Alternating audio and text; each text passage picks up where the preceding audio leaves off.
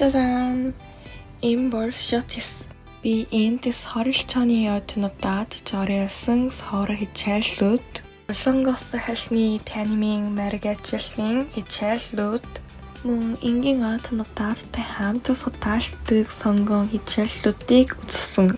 쇼티스ийн хамгийн том давуу тал нь тухайн сургуулийн ойднуудтай адилхан хичээл сонгон судаалж болдог оршдог юм. Би Монгол найзтайгаа хамт хичээллээд багийн төсөл дээр хамтран ажиллаж ойроод болсон. Мөн 쇼티스ийн номын сан надад үнэхээр таалагдсан. Хичээл хийж суух бололцтой орчин маш их байсан. Тэгээд 24 цагийн турш ажилладаг бие даанд суралцах өрөөхөртэй байсан шүү. Монголын хамгийн том байр болох цагаан сар. Солонгосын сар шиний байртай адил гэж ойлгож болсон.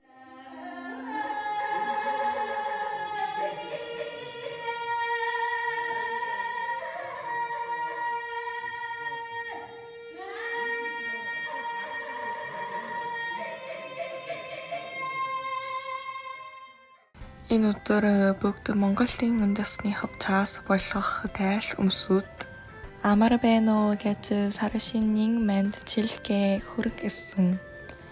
Энэ дундаас надад хамгийн сэтгэл үйлдэлсэн зүйл бол хөрөг авч байсан үе юм.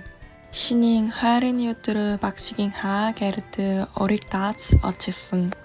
Цагаан идэ болон Монголын хоолд идэхэд үнэхээр би Монголд байна даа гэж бодгсон. Дулаахан сэтгэл хамт аж жаргалтай цагийг өнгөрсөн. Хамгийн том байр буюу наадам. Энэ жилийн наадам 7 дугаар сарын 11-ээс 13-ийн хооронд болсон. Жил болгон наадам эдгээр өдрүүдэд болдог.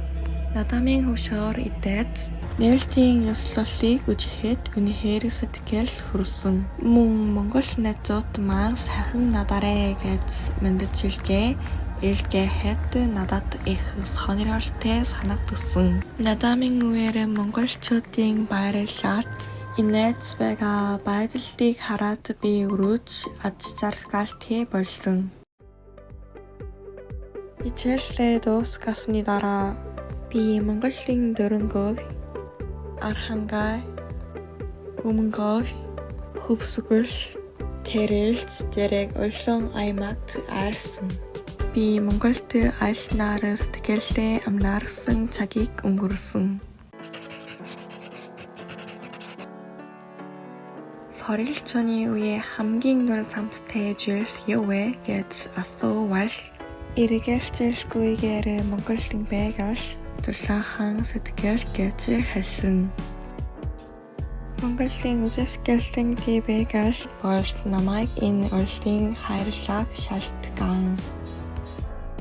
Тиймээс би гоё Монголын байгалыг таниулахын зэрэг чи хамгаалах хүсэлтэй болсон.